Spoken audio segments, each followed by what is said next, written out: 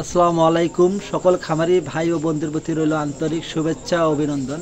তো আজ আমি দেখাবো যে গাভীর বাটের মধ্যে ক্ষত হলে আপনারা কোন ধরনের চিকিৎসা করবেন এবং বাটের মধ্যে ক্ষত হওয়ার কারণগুলো।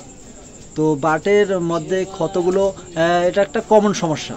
যারা আমরা গাই গরু পালি, প্রায় দেশি হোক বিদেশি হোক ক্রস হোক যে কোনো গরু হোক না কেন, বাটের মধ্যে এরকম ক্ষত প্রায় গরুরেই একটু না একটু দেখা যায়।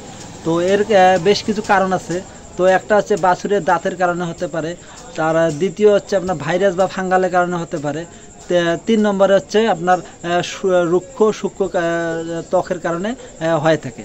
তো বাছুরের দাঁতের কামড়ে তো আমরা গাভী দোয়ানোর আগে বাছুরকে অনেকক্ষণ দীর্ঘক্ষণ ধরে বেঁধে রাখার পর যখন ও ছেড়ে দেই তো ও খুব তাড়াহুড়ো করে যা খায়।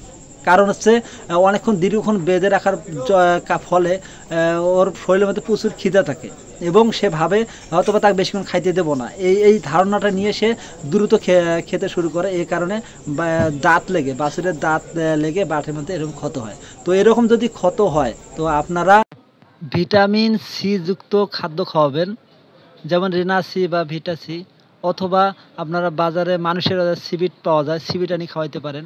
তাছাড়া যদি তাও না পান আপনারা লেবু লেবু 2 বেলা খাওয়াবেন, তাহলে দেখবেন ভিটামিন সি চাহিদা পূরণ হবে এবং ঘাটা আস্তে আস্তে ভালো হবে।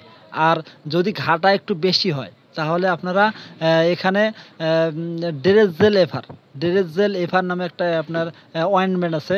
ডেরেজেল এফার এবং নিগোভন পাউডার অথবা সালফাফেট পাউডার, এই পাউডারটা একখানে মিক্সার করে আপনারা দিনে 3 থেকে 4 বার লাগাবেন, তাহলে দেখবেন এটা সেরে যাবে। তবে আপনারা কাজ করবেন, আপনারা যখন এটা লাগাবেন তার মানে কি বাছুরকে দুধ খাওয়ানোর পর এটা লাগাবেন।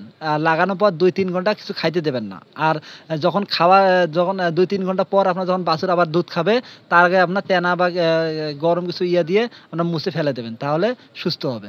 আর আপনাদের গাভীর বাটে যদি আমরা এরকম ক্ষত দেখেন, এখান থেকে রস আসে, পুঁজ আসে, অথবা এখানে ঘাগুলো অনেকগুলো দেখা যাচ্ছে, তাহলে আপনারা ভেবে নেবেন এটা হচ্ছে আপনার ভাইরাস জনিত কারণে হয়েছে। ভাইরোলা ভ্যাকসিনা নামক জীবাণুর কারণে আপনার কাউপক্সটি হয়। তো কাউপক্স হলে প্রথমে ছোট ছোট গোটা উঠবে, পরবর্তীতে গোটাগুলো ফেটে যাওয়ার পর সেখানে ঘা সৃষ্টি হবে। যেহেতু ভাইরাসের তেমন কোনো চিকিৎসা নাই, তো দ্বিতীয় পর্যায়ে ভাইরাসের দ্বিতীয় পর্যায়ে ব্যাকটেরিয়া আক্রমণ করে ঘাগুলো ফাটার পর। তো এই ক্ষেত্রে আপনারা চিকিৎসা করবেন হচ্ছে ব্যাকটেরিয়া। তো এই জন্য আপনারা এসিভেট ব্যবহার করতে পারেন, প্রোনাফেন ব্যবহার করতে পারেন। এর সাথে আপনারা অ্যান্টিস্ট্যান্ট অবশ্যই ব্যবহার করবেন।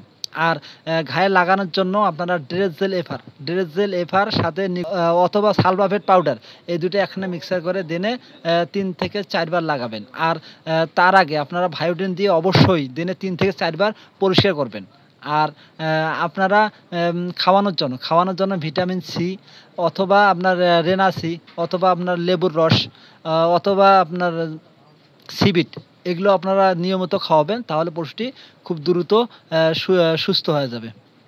তো আপনারা একটা বিষয় নিয়ে বিশেষ করে সতর্কতা অবলম্বন করবেন, তা হলো এই ওষুধটি লাগানোর পরপর যেন গবাদি আপনার বাছুরটি আপনার দুধ না খায়। তো আপনারা কাজ করবেন, দুধ খাওয়ানোর পর এই ওষুধটি লাগানোর পর 2 থেকে 3 ঘন্টা বাছুরকে কোনো কিছু দুধ খাইতে দেবেন না।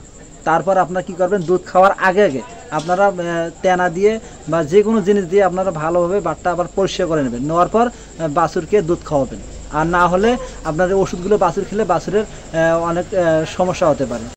আর যদি রুক্ষ অথবা শুষ্ক ত্বকের কারণে বাটের চির ফাটা হয় বা বাট খুস্কো হয়, তাহলে আপনারা সরিষার তেল একটু করে ব্যবহার করবেন, তাহলে দেখবেন যে আপনার পশুটি আপনার এমনিতেই ওটা সেরে যাবে।